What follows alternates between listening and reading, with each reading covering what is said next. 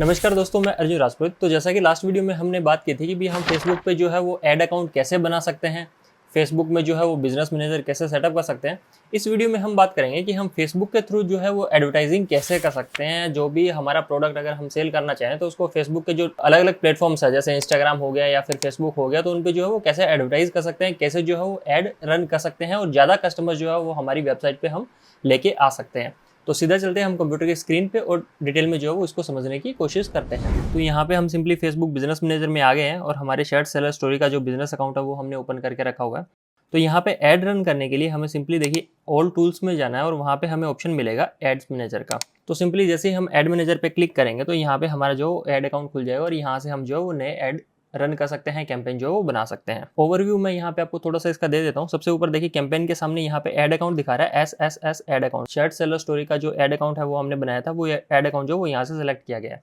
अगर हमारे कोई दूसरे ऐड अकाउंट है तो वो भी हम यहाँ से जो है सिलेक्ट कर सकते हैं। सी मोर ऐड अकाउंट पर क्लिक करेंगे तो हमारे जितने भी ऐड अकाउंट है वो हमें शो कर देगा। उसके नीचे देखिए यहाँ पे ना टोटल 3 चीज है, कैंपेन है, एड सेट है और एड्स है। तो सबसे पहले अगर हम इसके स्ट्रक्चर को समझेंगे ना कि भी हम फेसबुक पे एडवर्टाइज करते हैं तो कैसे जो है वो ऐड बनते हैं, तो बेसिकली इसके स्ट्रक्चर में सबसे पहले कैंपेन्स आता है। हम एक कैंपेन क्रिएट करते हैं, उसके अंडर में जो है वो एड सेट आते हैं और उस एड सेट के अंडर में जो है वो ऐड हम बनाते हैं। क्यों ये स्ट्रक्चर बनाया गया है, क्या इसके बेनिफिट्स है, वो हम जो धीरे धीरे इस वीडियो में आगे जैसे जैसे बढ़ेंगे वैसे वैसे इसके बारे में जो डिस्कस करेंगे। तो सबसे पहले अगर बात करें ना तो हम कैंपेन क्रिएट करते हैं। कैंपेन बेसिकली हमारा जो भी ऑब्जेक्टिव या फिर जो भी हमारा गोल होता है वो हम इस कैंपेन के थ्रू जो है वो डिफाइन करते हैं कि भी हम जो है वो इससे क्या चाहते हैं। तो हम सिंपली अगर क्रिएट पे क्लिक करेंगे ना तो यहाँ पे देखिए ऑप्शन आ रहा है चूज ए कैंपेन ऑब्जेक्टिव। तो यहाँ पे बेसिकली हमें कैंपेन का ऑब्जेक्टिव सेलेक्ट करना होता है कि भाई हमारा गोल क्या है। तो सबसे पहले यहाँ पे आता है अवेयरनेस, उसके बाद में आता है ट्रैफिक, उसके बाद में एंगेजमेंट, लीड्स, ऐप प्रमोशन और फिर सेल्स। तो हमारा जो भी ऑब्जेक्टिव है वो हम यहाँ पे सेलेक्ट कर सकते हैं। जैसे अवेयरनेस की बात करें तो अवेयरनेस का बेसिकली मतलब ये होता है, यहाँ पे इन्होंने देखिए ब्रीफ में थोड़ा सा समझा के रखा हुआ है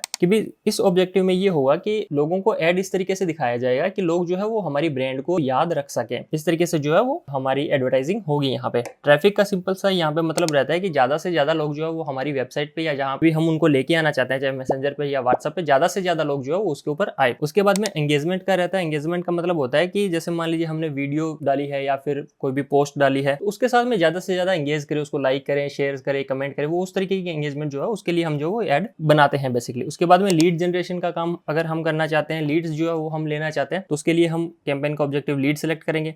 अगर हमारी कोई ऐप है और हम उस एप्लीकेशन को प्रमोट करना चाहते हैं तो हम जो यहाँ पे ऐप सेलेक्ट करेंगे। और लास्ट में आता है सेल्स। तो सेल बेसिकली हम अगर कोई प्रोडक्ट या सर्विस सेल कर रहे हैं और उसको परचेज करवाना चाहते हैं तो हम जो वो सेल यहाँ पे सिलेक्ट करेंगे। अब यहाँ पे एक चीज दिमाग में ये आती है कि जब हमारा अल्टीमेट गोल जो है वो प्रोडक्ट को सेल करवाना है तो इतने सारे ऑब्जेक्टिव जो है वो क्यों बना के रखे हुए। यहाँ पे सिंपली एक सेल का जो है वो ऑप्शन दे सकते हैं कि भी आप सेल के थ्रू कोई भी प्रोडक्ट अपना जो है वो बेच सकते हैं। क्योंकि अगर हम वेबसाइट पे ट्रैफिक लेके आ रहे हैं तो उनको भी बाद में हमें सेल में ही कन्वर्ट करना है। अगर हम लीड्स जो ले रहे हैं उनको भी बाद में सेल में ही कन्वर्ट करना है। अगर ब्रांड अवेयरनेस करवा रहे हैं तो उनको भी लास्ट में जाके हमें सेल में ही कन्वर्ट करना है। तो सीधा सेल्स का ही ऑप्शन जो है वो यहाँ पे क्यों नहीं दिया गया। तो यहाँ पे देखिए एक है ना जर्नी होती है, एक यूजर की भी जर्नी होती है और मार्केटिंग की भी जर्नी होती है। फेसबुक का जो सिस्टम है ना वो काम करता है डेटा के अकॉर्डिंग। डेटा जो इसको मिलेगा कि भी किस तरीके के लोग जो है वो हमारे ऐड के साथ में एंगेज कर रहे हैं, किस तरीके के लोग जो है वो उसके ऊपर क्लिक कर रहे हैं, किस तरीके के लोग जो है वो वेबसाइट पे जा रहे हैं। तो जैसे जैसे डेटा हम कलेक्ट करेंगे अपनी मार्केटिंग स्ट्रेटेजी में, फेसबुक का सॉफ्टवेयर भी और हम भी जैसे जैसे डेटा कलेक्ट करेंगे उसके बाद में जो चीजें हैं वो आगे बढ़ेगी। तो यहाँ पे ना प्रॉपर मार्केटिंग स्ट्रेटेजी के हिसाब से ना ये सारी चीजें बनाएगी। क्योंकि देखिए पहले ब्रांड अवेयरनेस का काम होता है। अगर हमारा ब्रांड नया है तो ऐसा नहीं है कि हम डायरेक्ट सेल्स पे जाएंगे और सेल का जो है वो कैंपेन रन कर देंगे। हम बेसिकली ऐसा नहीं करते हैं क्योंकि हमारे पास में प्रॉपर डेटा नहीं है। तो अगर हमारा ब्रांड नया है तो हम पहले क्या करेंगे, पहले अवेयरनेस के लिए कैंपेन चलाएंगे या फिर ट्रैफिक के लिए कैंपेन चलाएंगे। हम हमारी वेबसाइट पे जो है वो ट्रैफिक लेके आएंगे। जब ट्रैफिक आएंगे, लोग आएंगे, वो हमारी वेबसाइट के साथ में या जो भी हमारा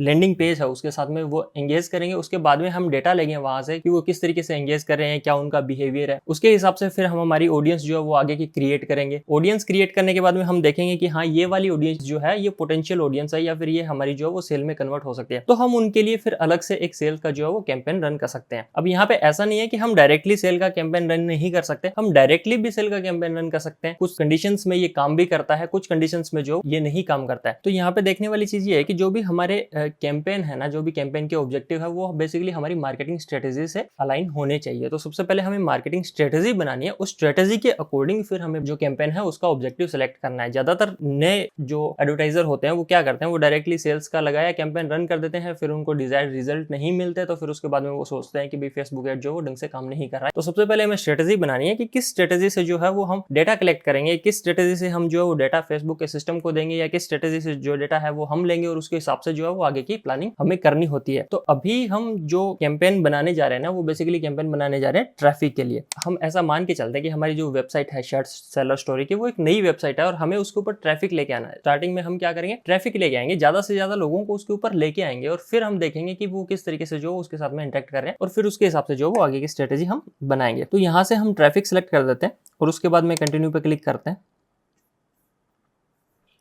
तो यहाँ पे देखिए हम कैंपेन की सेटिंग में आ गए। सबसे पहले हमें कैंपेन का नाम यहाँ पे डालना है। तो जैसे कैंपेन का नाम मैं यहाँ पे डाल देता हूँ ट्रैफिक शर्ट सेलर स्टोरी, ठीक है। उसके बाद में अगर हम यहाँ पे देखेंगे ना साइड में, तो देखिए ट्रैफिक ये कैंपेन का नाम हमने डाल दिया। उसके बाद में एड सेट दिखा रहा है और उसके बाद में एड दिखा रहा है। एड सेट क्यों दिया गया ऑप्शन, एड का ऑप्शन क्यों दिया गया, वो भी हम जो आगे डिस्कस करेंगे। पूरा डिटेल में जो है वो हम इस वीडियो में डिस्कस करने वाले। हो सकता है अपनी वीडियो लंबी हो जाए, लेकिन पूरा डिटेल में जो है वो हम इसको समझेंगे, ठीक है। उसके बाद में स्पेशल एड कैटेगरीज है। कुछ एक एड कैटेगरी जो है वो स्पेशल एड कैटेगरीज में आती है, जैसे एम्प्लॉयमेंट से रिलेटेड, हाउसिंग से रिलेटेड, या फिर और सोशल इश्यूज से रिलेटेड। तो अगर ऐसा हमारा ऐड है तो हमें जो वो ये ऐड कैटेगरी सिलेक्ट करनी है, बाकी हमें जो वो नहीं करनी है। तो हम सिंपली यहाँ पे जो है वो ऐड कैटेगरी नहीं सिलेक्ट करेंगे, ठीक है। उसके बाद में कैंपेन डिटेल्स में आते हैं। तो बाइंग टाइप जो है वो ऑप्शन रहता है, यहाँ पे एक ही ऑप्शन मिलता है हमें ऑप्शन का, ठीक है। हमारे एड बाइंग जो है वो ऑप्शन के हिसाब से होती है। उसके बाद में कैंपेन का ऑब्जेक्टिव जो हमने सेलेक्ट किया था वो यहाँ पे आ गया। ट्रैफिक अगर हम इसको बाद में एडिट करना चाहें तो वो भी कर सकते हैं। तो ट्रैफिक जो है वो हमने सेलेक्ट करके रखा हुआ है। उसके बाद में ऑप्शन मिलता है हमें ए बी टेस्टिंग के लिए। ए बी टेस्टिंग बेसिकली क्या होता है कि यहाँ पे अगर कोई भी अलग अलग तरीके की इमेज है, टेक्स्ट है, या फिर ऑडियंस है, प्लेसमेंट है, उनको अगर हम टेस्ट करना चाहें कि भाई ये इमेज ज्यादा अच्छी परफॉर्म कर रही है कि ये इमेज ज्यादा अच्छी परफॉर्म कर रही है, या फिर हमने जो एड के ऊपर टेक्स्ट लिखा हुआ है, तो अगर हम ऐसे टेक्स्ट लिखते हैं तो ज्यादा हमें रिजल्ट मिल रहा है, क्या दूसरी तरीके से अगर हम उसको मॉडिफाई करके लिखते हैं तो ज्यादा रिजल्ट्स मिल रहे हैं, या फिर एक तरीके की ऑडियंस है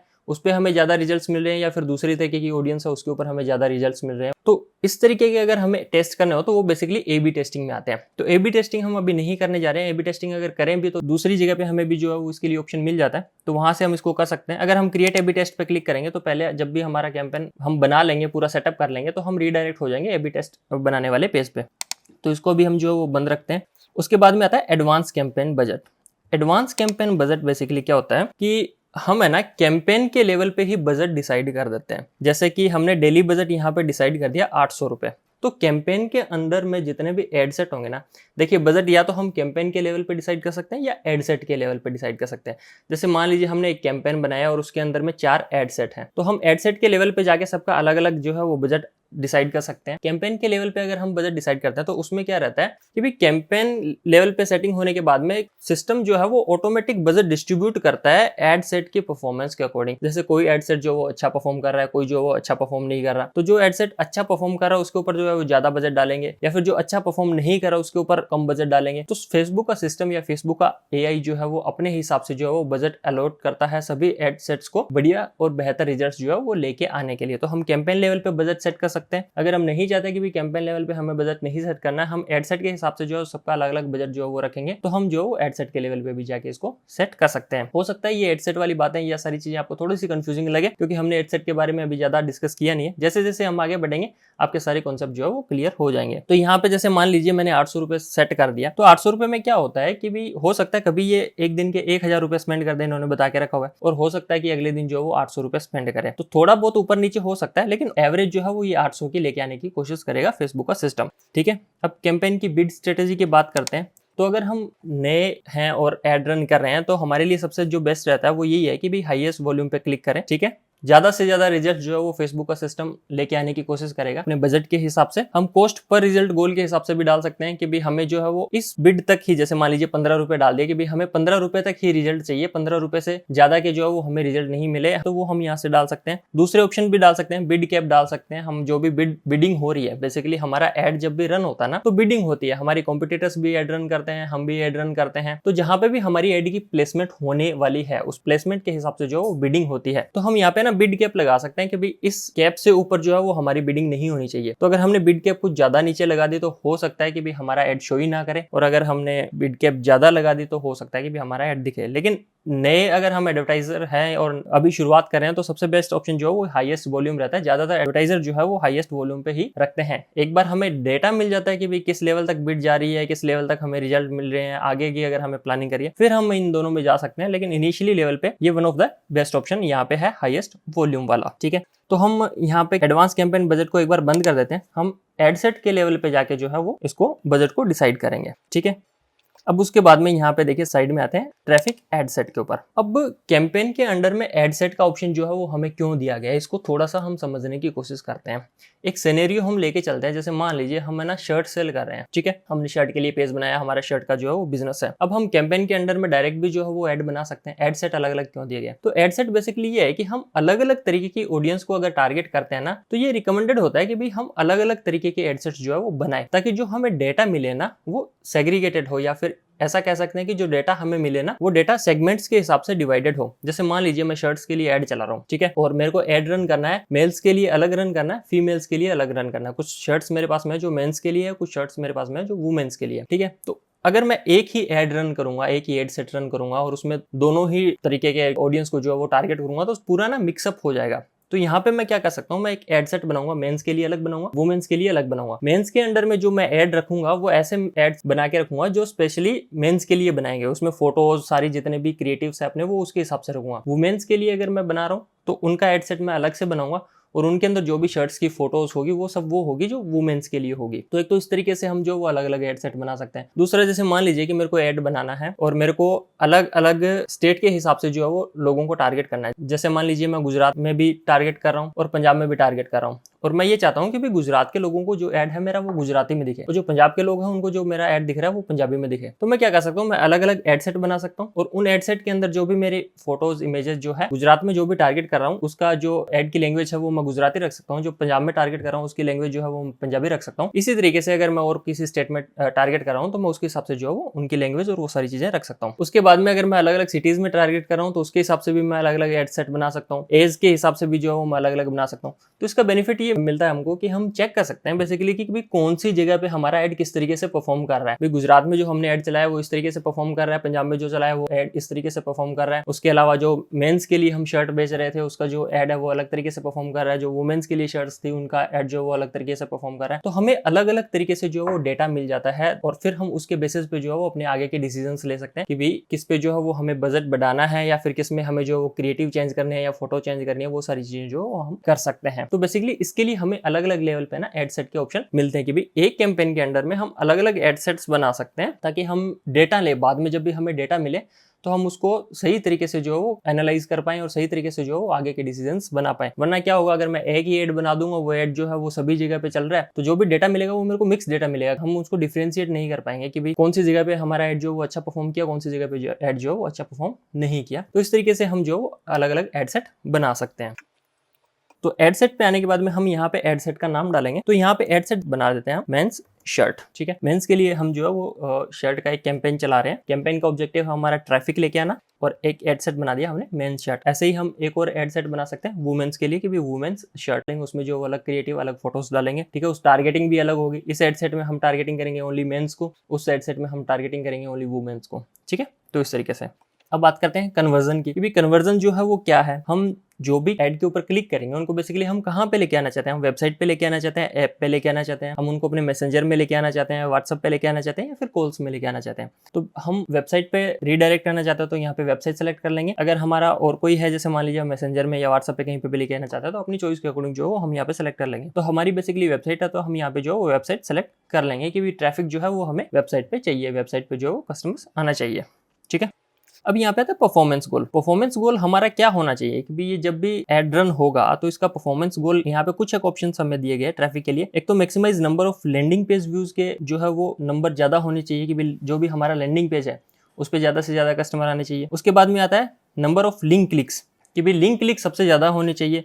वो हमारा ट्रैफिक गोल है। उसके बाद में मैक्सिमाइज डेली यूनिक रीच और मैक्सिमाइज नंबर ऑफ इंप्रेशंस। अगर हम maximize daily unique reach select कर ले तो नए लोगों को ज्यादा दिखाएगा, मतलब एक पर्सन को एक बार ऐड दिखा दिया, फिर दूसरे पर्सन को दूसरी बार, मतलब अलग अलग नए नए लोगों को जो है वो ऐड यहाँ पे दिखाएगा। और उसके बाद में आता है इंप्रेशंस। इंप्रेशंस अगर बनाने हैं तो बहुत बार जो है वो हमारा ऐड लोगों को दिखाएगा, मतलब ज्यादा से ज्यादा इंप्रेशन जो है वो उसको करने की कोशिश करेगा। तो बेसिकली हम यहाँ पे जो परफॉर्मेंस गोल यहाँ हमारा सेलेक्ट कर सकते हैं। तो हमें क्या करवाना है, हमें हमारा जो लिंक है ना उसके ऊपर सबसे ज्यादा क्लिक्स करवाने हैं। तो लिंक्स पे क्लिक करके जो है वो कस्टमर्स हमारी वेबसाइट पे आएंगे, जो भी पोटेंशियल कस्टमर्स है वो। हमें यहाँ पे क्या करना है, हमें यहाँ पे basically maximize number of link click वाला जो परफॉर्मेंस गोल है वो सिलेक्ट करना है। और उसके बाद में कॉस्ट पर रिजल्ट गोल जो है वो हम यहाँ पे डाल सकते हैं, ऑप्शनल है, हम इसको खाली छोड़ते हैं। खाली छोड़ेंगे तो फेसबुक जो है वो अपने हिसाब से जो है उसको एडजस्ट करेगा, ठीक है। उसके बाद में मोर ऑप्शन में अगर हम यहाँ पे जाके देखेंगे तो चार्ज जो है वो हमें इंप्रेशन के हिसाब से होने वाले हैं। तो सीपीसी के हिसाब से भी हम इसको सेलेक्ट कर सकते हैं, लेकिन नए ऐड अकाउंट में इसका ऑप्शन नहीं मिलता है।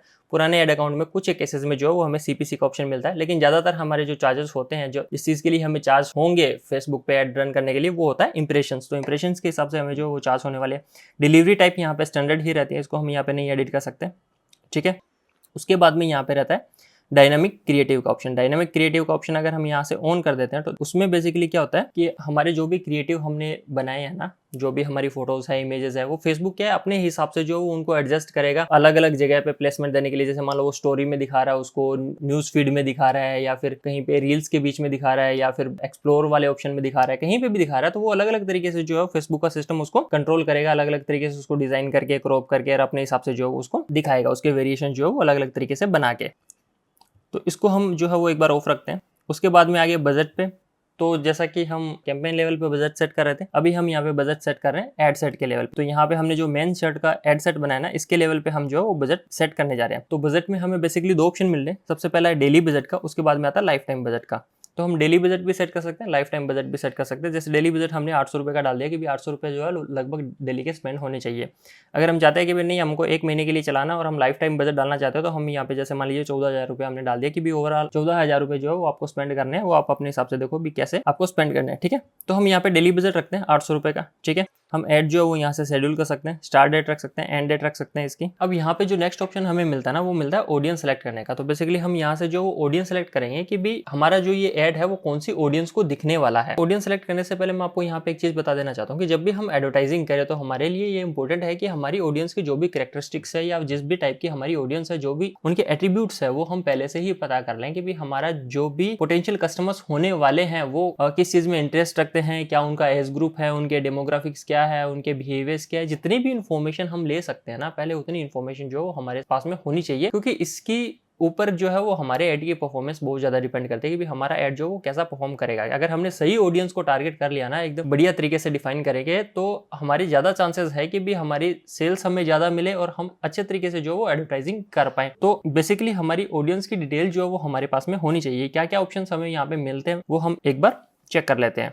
तो यहाँ पे देखिए कस्टम ऑडियंस बेसिकली हमने बना के नहीं रखी हुई है। कस्टम ऑडियंस हम बना सकते हैं पहले ही हमारी जो भी ऑडियंस है उसके हिसाब से। सबसे पहले हमें ऑप्शन मिलता है यहाँ पे लोकेशंस का कि भी कौन सी लोकेशन पे हम जो ऐड दिखाना चाहते हैं। तो लोकेशन के अकॉर्डिंग हम जो है वो यहाँ पे सेलेक्ट कर सकते हैं। जैसे यहाँ पे ऑल ओवर इंडिया हमने जो वो सेलेक्ट करके रखा हुआ है। अगर हम चाहते हैं कि भी हम किसी पर्टिकुलर सिटी में जो है वो ऐड चलाएं, तो हम वो यहाँ से सेलेक्ट कर सकते हैं। जैसे कि यहाँ से मैं दिल्ली सेलेक्ट करता हूँ, तो यहाँ पे दिल्ली जो है वो सिलेक्ट हो गया, ठीक है।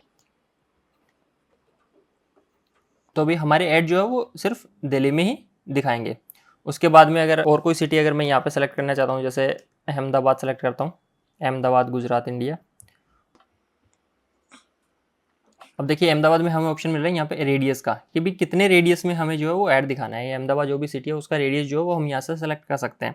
तो रेडियस हम कम ज़्यादा कर सकते हैं अपनी जो भी रिक्वायरमेंट है हम उसके हिसाब से, ठीक है। और उसके बाद में जैसे हम यहाँ पे सिर्फ अहमदाबाद सेलेक्ट करते हैं। उसके बाद में हमें नेक्स्ट ऑप्शन मिलता है एज के लिए कि भी हमारी जो भी टारगेटेड ऑडियंस है उनका एज ग्रुप जो है वो क्या होना चाहिए। तो हमारी जैसे भी शर्ट है, जैसे मान लीजिए प्रोफेशनल शर्ट हम सेल कर रहे हैं, तो हो सकता है उनका एज ग्रुप अलग हो, 30 से ऊपर वाला हो। जैसे मान लीजिए प्लेन या फिर सिंपल कलर की हम शर्ट सेल कर रहे हैं, तो एक एज ग्रुप के बाद में या फिर एक पर्टिकुलर एज ग्रुप के लोग जो है उनको ज़्यादा पसंद करते हैं, तो हम वो उसके हिसाब से जो वो एज यहाँ पे डाल सकते हैं। थोड़ी सी फंकी अगर हमारी शर्ट्स है या थोड़ी सी फंकी टाइप के कपड़े हैं, तो हम उसमें जो है वो एज ग्रुप डाल सकते हैं कि भी 18 से 25 साल तक के जो लोग हैं उनको ही टारगेट यहाँ पे किया जाए। तो मैं यहाँ पे मान रहा हूँ, जैसे मान लीजिए कि हमारी जो भी प्रोडक्ट है उसका एज ग्रुप जो है वो 18 से 30 साल तक का है। ऊपर मैं लोकेशन पे जाके वापस इसको अहमदाबाद से हटा के इसको इंडिया कर देता हूँ, ठीक है। उसके बाद में लोकेशन से ऊपर हमें एक और ऑप्शन मिल रहा है कि भाई इस लोकेशन के ऊपर कौन से लोगों को टारगेट करना है, पीपल लिविंग और रिसेंटली इन दिस लोकेशन, जो लोग यहाँ पे रह रहे हैं वो, और जो रिसेंटली जो है वो यहाँ पे आए हैं वो भी। उसके बाद में people living in this location, ऐसे लोग जो यहाँ पे रह रहे हैं, ऐसे लोग जो यहाँ पे रिसेंटली आए हैं वो, या फिर ऐसे लोग जिन्होंने इस लोकेशन पे ट्रैवल किया है। तो उसके हिसाब से हम जो वो सिलेक्ट कर सकते हैं। मोस्टली क्या रहता है, जैसे मान लीजिए कोई ऐसे बिजनेस है, जैसे मान लीजिए कोई होटल का बिजनेस है, तो वो बेसिकली ऐसे लोगों को टारगेट करेंगे जो रिसेंटली यहाँ पे आए हैं या फिर जो यहाँ पे जो वो ट्रैवल कर रहे हैं, तो उनको जो है वो अपनी एडवर्टाइजिंग दिखा सकते हैं। तो इस हिसाब से रहता है। तो हम यहाँ पे डाल देंगे कि पीपल लिविंग और रिसेंटली इन दिस लोकेशन, ठीक है। उसके बाद में हम क्या करेंगे, एज ग्रुप जो है वो हमने सेलेक्ट लिया। यहाँ पे हम जो वो जेंडर सेलेक्ट करेंगे, तो हम यहाँ पे सिर्फ मेन जो है वो सेलेक्ट कर सकते हैं, क्योंकि हमने जो है एड सेट जो है वो मेन सेट के लिए बनाया है। उसके बाद में डिटेल टारगेटिंग में जाएंगे ना, तो डिटेल टारगेटिंग में देखिए हमें यहाँ पे ऑप्शन मिलता है, 3 तरीके के ऑप्शन मिलते हैं। पहला डेमोग्राफिक के हिसाब से, दूसरा इंटरेस्ट के हिसाब से, और तीसरा बिहेवियर के हिसाब से। मैं आपसे रिक्वेस्ट करूंगा कि आप जब भी आप ऐड चलाने जाए तो एक बार इन तीनों को चेक कर ले, तीनों की डिटेल में जाके क्या क्या ऑप्शन जो वो यहाँ पे दिए गए हैं, सारा ऑप्शन आप देख लीजिए क्या क्या ऑप्शन जो वो यहाँ पे दिए गए हैं, तो आपको आइडिया होगा कि भी आपको टारगेटिंग में कौन कौन से जो ऑप्शन है वो मिल रहे हैं। तो जैसे मैं इंटरेस्ट की बात करूं, तो जैसे मान लीजिए मैं यहाँ पे डाल देता हूँ ऑनलाइन शॉपिंग, आगे है ना जॉब टाइटल हो गया, जैसे इंटरेस्ट हो गया कि भी ऑनलाइन शॉपिंग में क्या जो लोग ऑनलाइन शॉपिंग में इंटरेस्ट रखते हैं वो, या फिर ऑनलाइन शॉपिंग में जो एम्प्लॉयर है वो, या फिर जो बिहेवियर जिनका ऑनलाइन शॉपिंग का है। तो इस तरीके से जो है वो यहाँ पे डिटेल टारगेटिंग होती है। तो जैसे हम शर्ट सेल करने जा रहे हैं, तो यहाँ पे मैं फैशन डाल देता हूँ इंटरेस्ट में। जैसे मान लीजिए मैंने यहाँ पे डाल दिया फैशन एक्सेसरीज। यहाँ पे देखिए साथ साथ में हमें ऑडियंस का साइज भी बताता रहता है कि भी जो भी हम टारगेटिंग कर रहे हैं उस ऑडियंस का बेसिकली साइज जो है वो क्या है, ठीक है। तो हमने इंटरेस्ट में एक तो फैशन एक्सेसरीज डाल दिया। उसके बाद में मैं चेंज करता हूँ, शर्ट के हिसाब से ये सही नहीं रहेगा। तो हम यहाँ पे देखिए जैसे मान लीजिए शर्ट का है, तो शर्ट के हिसाब से हम यहाँ पे डाल देते हैं कि भाई शर्ट हम यहाँ पे डाल के देखते हैं। शर्ट क्लोथिंग यहाँ पे आ गया इंटरेस्ट, तो शर्ट में हमने डाल दिया, ठीक है। उसके बाद में अगर और इंटरेस्ट में यहाँ पे डालना चाहूँ तो शर्ट के हिसाब से क्या है, वैसे तो लगभग ही टारगेटेड ऑडियंस होती है, क्योंकि हमारा ये प्रोडक्ट ही ऐसा है कि भी सबको इसकी रिक्वायरमेंट होती है। लेकिन यहाँ पे डिटेल टारगेटिंग हम और कैसे कर सकते हैं कि जैसे मान लीजिए हमारी शर्ट्स थोड़ी सी प्रीमियम क्वालिटी की है या फिर थोड़ी सी महंगी कॉस्टली शर्ट्स है, तो हम उसके लिए अलग जो है वो ऑडियंस बनानी पड़ेगी। हमें देखना पड़ेगा कि हमारे जो भी पोटेंशियल कस्टमर उनके इंटरेस्ट जो वो क्या हो सकते हैं, जो लोग महंगे कपड़े या फिर महंगी शर्ट्स जो वो परचेस करना चाहते हैं। अगर हमारी एवरेज शर्ट्स है, एवरेज प्राइसिंग में है, तो फिर हमें जो उस ऑडियंस के हिसाब से जो उनके एट्रीब्यूट्स या फिर उनके जो भी कैरेक्टरिस्टिक्स है वो देखने पड़ेंगे। तो ये बेसिकली एक रिसर्च का सब्जेक्ट है, हमें पहले रिसर्च करना चाहिए। हम जो उसको टेस्ट पर्पस के लिए एडवर्टाइजिंग कर रहे हैं, तो मैंने इसके ऊपर ज्यादा बेसिकली रिसर्च किया नहीं है, तो हम सिंपली जो है वो शर्ट्स यहाँ पे डाल सकते हैं एक ऑप्शन को समझने के लिए। अब यहाँ पे 2 ऑप्शन हमें और मिल रहे हैं, एक एक्सक्लूड करने का और एक नेरो डाउन करने का। दोनों ऑप्शन कैसे काम करते हैं मैं आपको बताता हूँ। जैसे कि मान लीजिए मैं एक्सक्लूड पे यहाँ पे क्लिक करता हूँ, ठीक है। तो जैसे मान लीजिए जो लोगों को शर्ट में इंटरेस्ट है, लेकिन मैं ये चाहता हूँ कि ऐसे लोग जिनको शर्ट के साथ साथ में टी शर्ट्स में भी इंटरेस्ट है ना, उनको जो है वो हमारा ऐड नहीं दिखाना चाहिए, ठीक है। तो उस ऑडियंस को जो है वो हमने एक्सक्लूड कर दिया, उनको जो है वो निकाल दिया। तो शर्ट्स की जैसे मान लीजिए एक ऑडियंस बनी, और एक उनमें से कुछ लोग ऐसे हैं जो शर्ट्स और टी शर्ट्स दोनों में इंटरेस्टेड है, तो जो टी शर्ट्स में इंटरेस्टेड है वो यहाँ पे हमने हटा दिया। तो थोड़ा सा अगर हम इसकी पहले से प्लानिंग करें, थोड़े से अपनी ऑडियंस के बारे में ज्यादा डिटेल्स लें, तो हम इसको जो बेहतर तरीके से कर पाएंगे। यहाँ पे हम ऑप्शन समझ लेते हैं कि भाई हमने एक ऑडियंस को टारगेट किया, पर्टिकुलर एक पूरे ग्रुप को, और हमने सोचा कि भाई ये पर्टिकुलर ग्रुप तो ठीक है, लेकिन इस ग्रुप में जो लोग इस पर्टिकुलर चीज में इंटरेस्ट रखते हैं वो नहीं आने चाहिए, तो वो जो है वो हम एक्सक्लूड में डाल सकते हैं। अब यहाँ पे दूसरा ऑप्शन हमें मिलता है ऑडियंस नैरो डाउन करने का। ऑडियंस नैरो डाउन हम कैसे कर सकते हैं कि हमें शर्ट सेल करनी है, जैसे मान लीजिए, तो इंटरेस्ट में हमने डाला कि जो लोग शर्ट में इंटरेस्टेड है वो जो है वो उनको ऐड दिखाना चाहिए, ठीक है। अब यहाँ पे इंटरेस्ट में हम एक और चीज डालते हैं, फॉर्मल वियर। तो यहाँ पे देखिए शर्ट्स भी सिलेक्टेड है हमारा, फॉर्मल वियर भी सिलेक्टेड है। अब यहाँ पे हम एक ऐसे लोगों को टारगेट कर रहे हैं जो शर्ट में भी इंटरेस्टेड रखते हैं, उनको भी हम टारगेट कर रहे हैं, जो फॉर्मल वियर में इंटरेस्टेड रखते हैं उनको भी हम टारगेट कर रहे हैं। अब हो सकता है कि भी फॉर्मल वियर में इंटरेस्ट रखने वाला बंदा शर्ट में ना इंटरेस्ट रखता हो, लेकिन फिर भी हम उसको टारगेट कर सकते हैं। और यहाँ पे ऐसा हो रहा है कि भी जो बंदा शर्ट में इंटरेस्ट रख रहा है वो हो सकता है फॉर्मल वेयर में ना इंटरेस्ट रख रहा हो, लेकिन फिर भी हम सबको कंबाइन करके जो वो टारगेट कर रहे हैं। अब हम ये चाहते हैं कि भी हम ऐसे लोगों को टारगेट करें जो शर्ट में भी इंटरेस्ट रखते हो और फॉर्मल वेयर में भी इंटरेस्ट रखते हो। तो यहाँ पे ऑडियंस जो वो नैरो डाउन हो जाएगी। यहाँ पे जो सिर्फ शर्ट में इंटरेस्ट रखते हैं उनको हम हटाना चाहते हैं, या फिर जो सिर्फ फॉर्मल वेयर में इंटरेस्ट रखते हैं उनको हम हटाना चाहते हैं। हम शर्ट में और फॉर्मल वेयर में दोनों में जो इंटरेस्ट रखते हैं उनको जो है वो हम यहाँ पे रखना चाहते हैं, तो हम यहाँ पे जो वो नैरो डाउन कर सकते हैं। अब यहाँ पे हम जैसे मान लीजिए डाल देते हैं कि जो फॉर्मल वेयर में इंटरेस्ट रखते हैं, लेकिन यहाँ पे जैसे मान लीजिए मैं इसको नैरो डाउन करता हूँ। नैरो डाउन करने के लिए मेरे को जो है वो इसको यहाँ पे डालना पड़ेगा, एंड ऑल्सो मैच विथ, इसमें डालना पड़ेगा। तो यहाँ पे जैसे मैं यहाँ पे फॉर्मल वियर लिखूंगा ना, तो यहाँ पे देखिए मेरी ऑडियंस जो है वो कम हो गई, ठीक है। और फर्दर अगर हम नैरो डाउन करना चाहे तो और भी नैरो डाउन कर सकते हैं। नैरो डाउन करने का मतलब ये होता है कि भी इसमें भी इंटरेस्ट रखता हो और इसमें भी रखता हो और इसमें भी रखता हो, तीनों चारों चीजों में जितनी भी चीजें डालेंगे उन सब में अगर वो इंटरेस्टेड होगा तो ही हम जो है उसको ऐड दिखाएंगे या उसको जो वो टारगेट होगा। तो इस तरीके से काम करता है। दोबारा मैं आपको बता देना चाहता हूँ, ऑडियंस में बेसिकली हम जो भी इंटरेस्टेड है उसके हिसाब से इंटरेस्ट, डेमोग्राफिक या फिर जो भी बिहेवियर्स है उसके हिसाब से जो उनको टारगेट कर सकते हैं। ठीक है।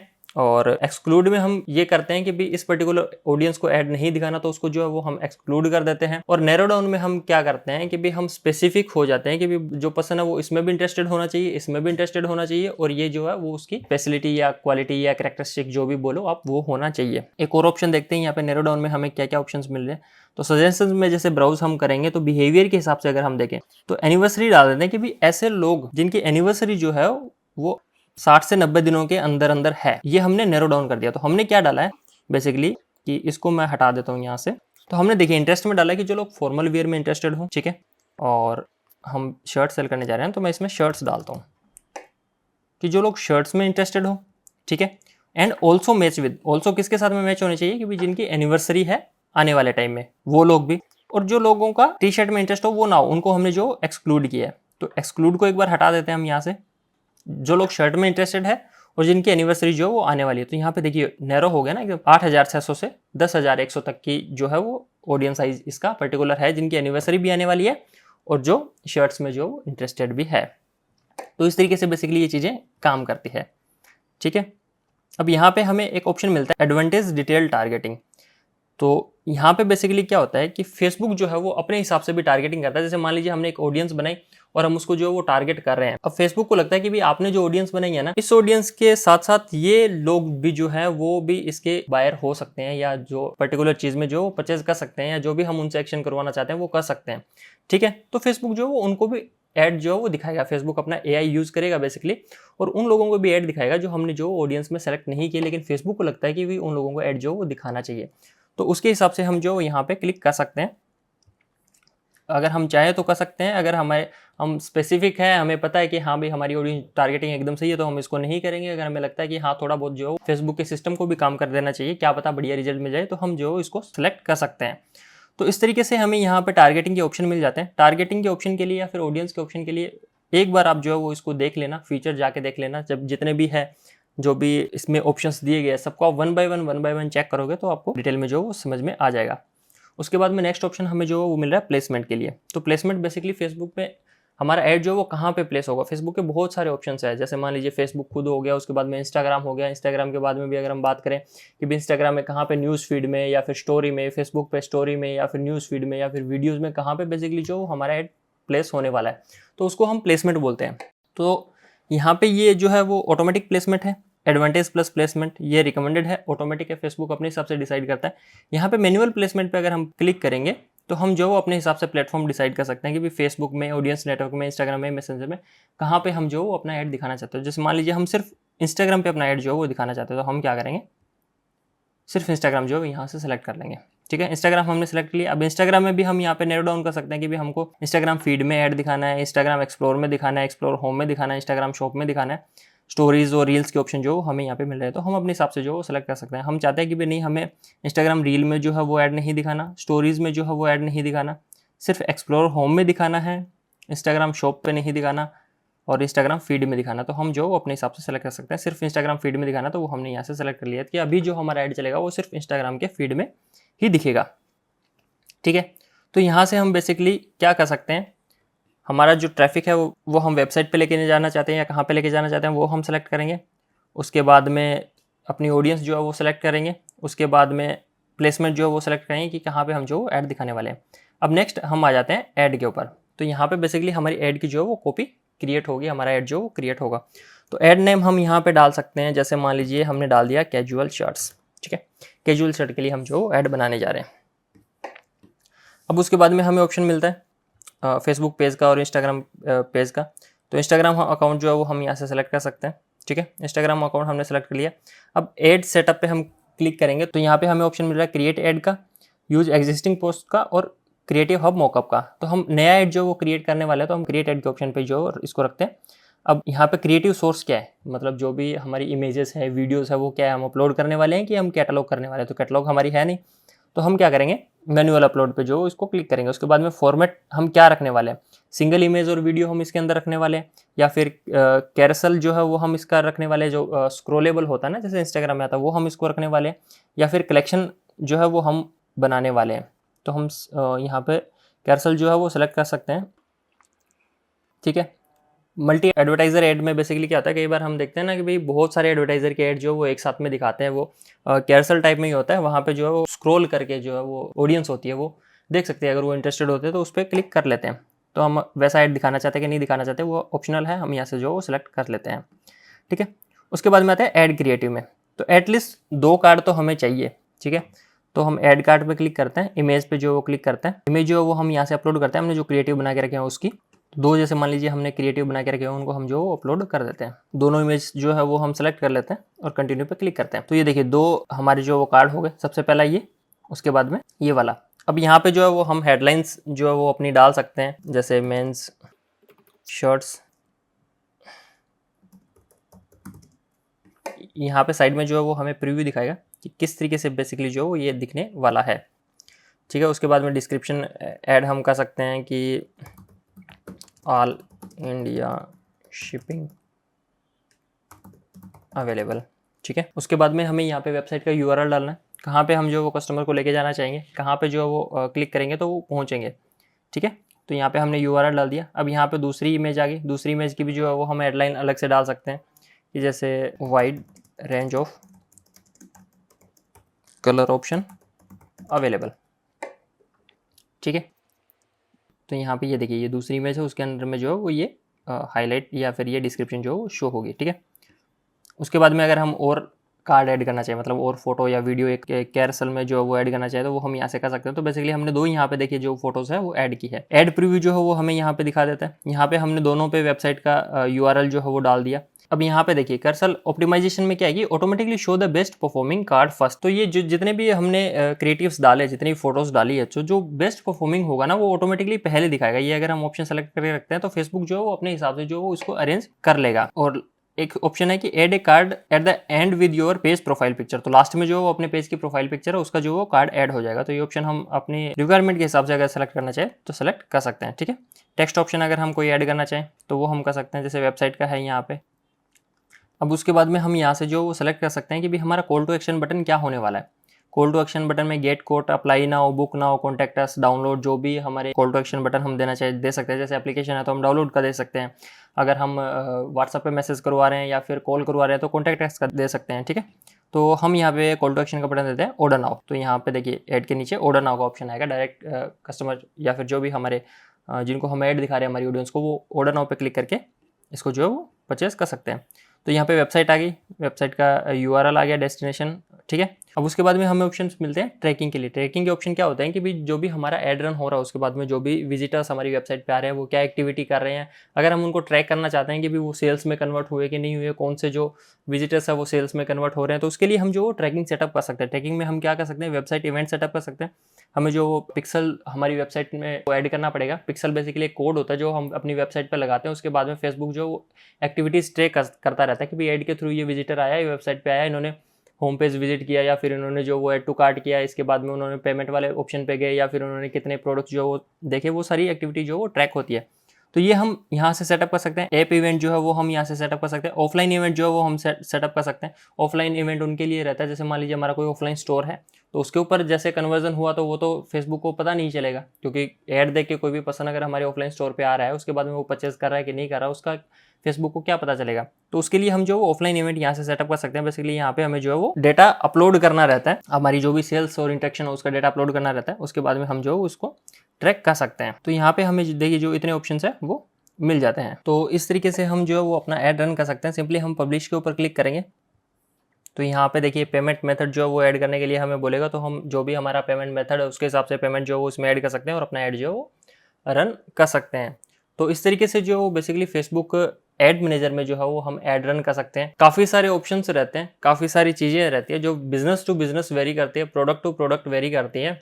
और हमें बेसिकली क्या करना होता है कि अगर हम सीरियस होकर एडवर्टाइजिंग करना चाहते हैं तो हमें ज़रूरत है कि हम जितने भी ऑप्शंस है या फिर जितने भी फीचर्स है ना, एक बार इनका गो थ्रू कर लें या फिर इनके ऊपर जो है वो जाके चेक कर लें, इनको है ना पूरा समझ लें, पूरा अंडरस्टैंड कर लें। जैसे हम ऑप्शंस देखेंगे वैसे हमें पता चलेगा कि हमारे बिजनेस के अकॉर्डिंग क्या क्या ऑप्शंस जो है वो फेसबुक ने बता के रखे हुए हैं। तो जो भी ऑप्शंस फेसबुक ने दे के रखे हुए हैं उनका हम जो वो यूटिलाइज कर सकते हैं अपने बिजनेस में, बढ़िया टारगेटिंग करने में, बढ़िया एड जो वो रन करने में और ज़्यादा से ज़्यादा कस्टमर्स जो है वो अपनी वेबसाइट पर लेके आने के लिए। तो ये सिंपल सा मेथड है। उम्मीद करता हूँ ये इन्फॉर्मेशन जो है वो आपके लिए हेल्पफुल रही होगी। बाकी ई कॉमर्स से रिलेटेड वीडियोस के लिए आप जुड़े रहिए हमारे चैनल के साथ में। इस वीडियो को देखने के लिए आपका बहुत बहुत धन्यवाद।